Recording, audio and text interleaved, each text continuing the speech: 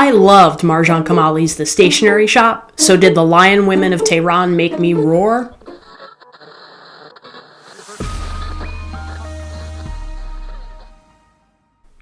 Hi, I'm Amanda, and this is Spineless Books, your one-stop shop for all things audiobook. I'd like to ask you to take a quick moment to like and subscribe if you haven't already. It really helps the channel. I was a really big fan of The Stationery Shop by Marjan Kamali, so of course the Lion Women of Tehran was on my radar, but when I heard she was going to be coming to my local area to speak, I figured I should probably bump this up on my TBR list. So I got my hands on it and started, hoping that it would at least mostly live up to the expectations I had, given how much I loved her other book. Spoiler alert, it did. This book is a story of friendship, family, and the way that Iranian history personally impacts two women. Now, I didn't feel like I was reading a history book. In fact, I hesitate to call this historical fiction, but I know I have to. It's such a character-driven story that I felt like I forgot I was learning history, even though I was entirely going, oh wow, I didn't know that, and ooh, that's cool, and whoa, I'm not sure I knew how that went. So it was really interesting the way Marjan Kamali fed me information, all while entertaining me. And I kind of didn't see it happening. I think sometimes historical fiction tells you a historical story and sprinkles in personal elements so you feel connected, but Marjan Kamali does this in a completely different way. It's a personal story, and then there's sprinkles of history to guide you along your way. We first meet our two main characters, Ellie and Homa, as children. They're the kind of girls who meet and essentially just become instant best friends. You know how that goes in childhood. You just kind of hang out and that's it, you're friends. So we follow them through their lives. They're separated early on when Ellie moves away.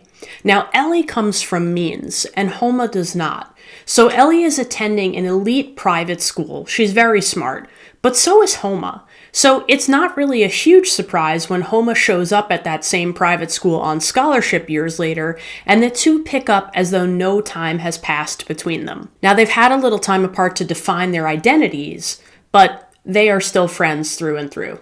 The idea that we get to watch two sides of the same coin, a woman with means and a woman without, both of whom are academically gifted, and how the Iranian history impacts them over many decades, is really fascinating. This story tests the bonds of friendship, and there are many themes of motherhood and daughters throughout the story.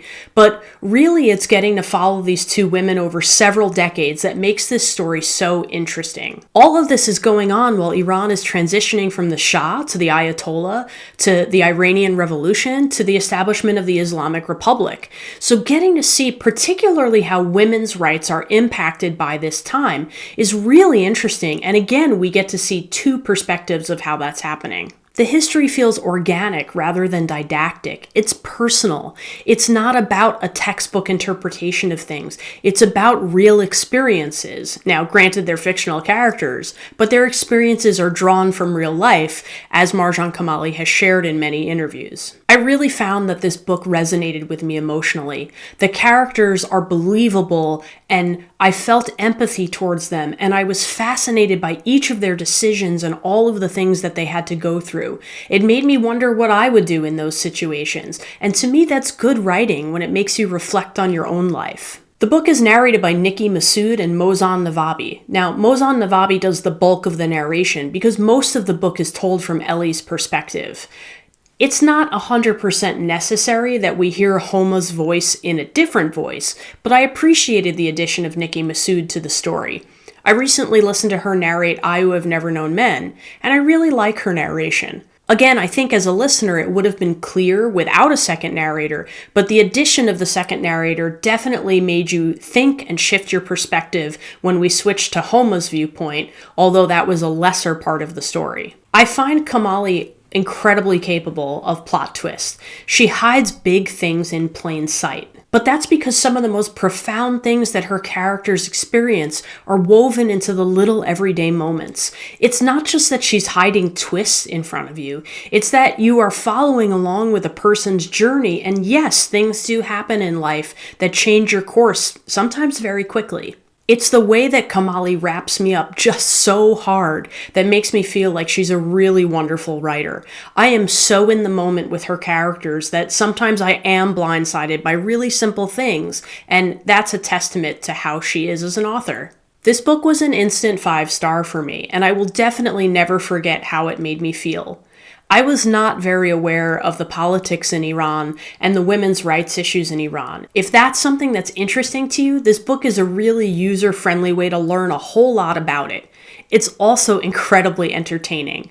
Marjan Kamali is a brilliant writer, and I really, really intend to continue following her books in the future. But remember, you might love what I hate and hate what I love, so make your own opinion. But thanks for listening to mine. See you next time!